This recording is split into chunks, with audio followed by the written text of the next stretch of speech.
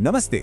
चलिए आज सुनते हैं 1990 के दशक के हरियाणा के एक ऐसी कहानी, एक ऐसे फार्म हाउस की कहानी जहां रातें तो खौफनाक हैं, लेकिन असली राक्षस वो नहीं जो दिखता है। नहीं, असली राक्षस तो वो है जो हमारे ही बीच कहीं आसपास छिपा हुआ है। देखिए, ये कहानी ना किसी भूत प्रेत से कहीं ज्यादा गहरी है।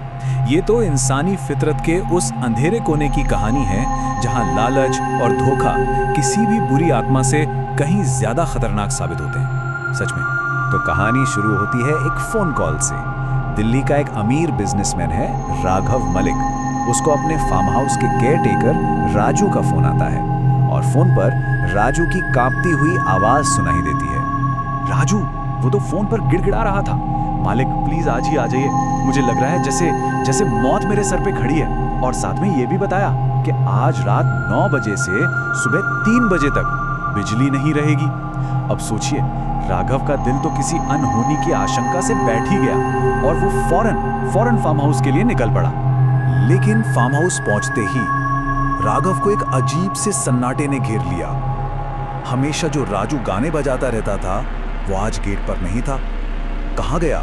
बहुत ढूंढा, आखिरकार वो अस्तबल के कोने में दुबका हुआ मिला। खौफ से कांप रहा था।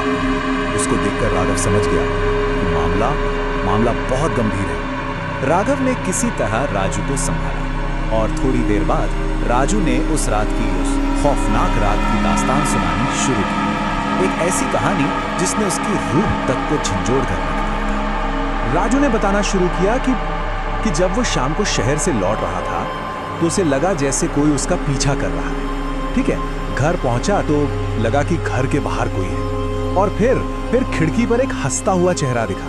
जैसे जैसे रात गहरी हुई डर भी बढ़ता गया और फिर ठीक 9 बजे अंधेरा छा गया और असली खौफ ने दस्तक दी। राजू ने कांपते हाथों से इमरजेंसी लाइट जलाई और उस एक पल की रोशनी में उसने जो देखा ना, उससे उसकी सांसें थम गई।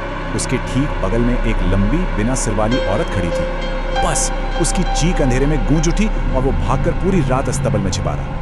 अब राघव को राजू की बातों पर बिल्कुल भरोसा नहीं। उसे लगा यार राजू के दिमाग में ना कोई वहम बैठ गया है। तो उसने राजू को तो अस्तबल में ही रहने दिया और खुद घर में जाकर सोने का फैसला किया। सोचा कि चलो देखते हैं इस भूत का सच क्या है।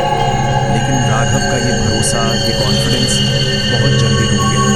रात होते ही उसे भी वैसी ही आवाजें सुनाई देने लगी और जब ठीक 9 बजे बिजली चली गई तो उसके पैरों तले से जमीन खिसक गई। उसे एहसास हो गया कि राजू सही कह रहा था। डर से कांपते हुए वो अपनी कार की तरफ भागा। लेकिन एक मिनट, जैसे ही वो भागा उसे याद आया, अरे कार की चाबियां वो तो बेडरूम में ही रह गई। अब वो बुरी तरह से फंस चुका था। एक तरफ जान बचाने का रास्ता और दूसरी तरफ मौत का साया। राघव डर से घंटों तक बेहोश पड़ा रहा। लेकिन जब बिजली वापस आई ना, तो कहानी का रुख पूरी तरह से बदल गया। अब ये कहानी किसी भूत की नहीं रही। नहीं, अब ये एक इंसानी साजिश की कहानी बन चुकी थी। वक्त था सुबह के 3 बजे और बिजली की वापसी के साथ ही एक ऐसे सच का खुलासा हुआ जो उस अंधेरे से भी ज्यादा खौफनाक था। राघव ने आंखें खोली तो देखा कि राजू सामने खड़ा फोन पर बात कर रहा है।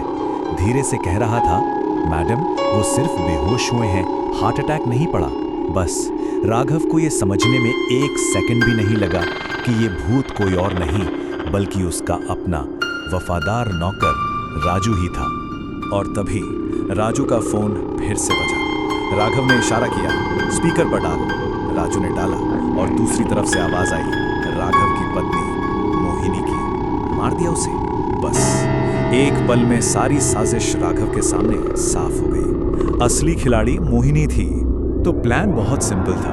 मोहिनी को पता था कि राघव हार्ट पेशेंट है, तो उसका प्लान था कि राजू उसे डराएगा, इतना डराएगा कि उसे हार्ट अटैक आ जाए और वो मर जाए। फिर सारी करोड़ों की प्रॉपर्टी मोहिनी की और इस खेल में उसका मोहरा बना वही वफादार राजू। मोहिनी और राजू को लगा बस खेल खत्म। लेकिन वो ये भूल गए थे कि असली खिलाड़ी, शतरंज का असली बादशाह अभी भी मैदान में था। अब चाल चलने की बारी राघव की थी। तो राघव ने सबसे पहले मोहिनी को फार्म हाउस बुलाया और उसके आने से ठीक पहले उसने राजू से कहा, देख वो तुझे 5% दे रही है ना, मैं तुझे 10% दूंगा। जैसे ही मोहिनी अंदर आए उसे खत्म कर दे। राघव ने दुश्मन के ही मोहरे को दुश्मन के खिलाफ इस्तेमाल कर लिया था। क्या चाल थी। और लालच का ये खेल अपने खूनी अंजाम तक पहुंचा।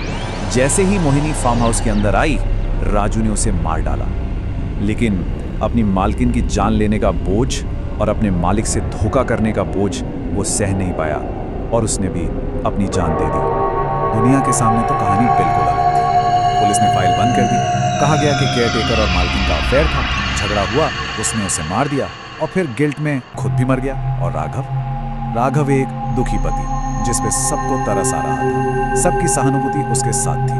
आखिर में इस पूरे खूनी खेल का सिर्फ एक ही विजेता था, राघव मलिक। धोखेबाज पत्नी से छुटकारा मिल गया, सारी प्रॉपर्टी भी बच गई और दुनिया की नजर में वो बेचारा बेगुनाह था। लेकिन कहानी में एक ट्विस्ट अभी भी बाकी था, सबसे बड़ा।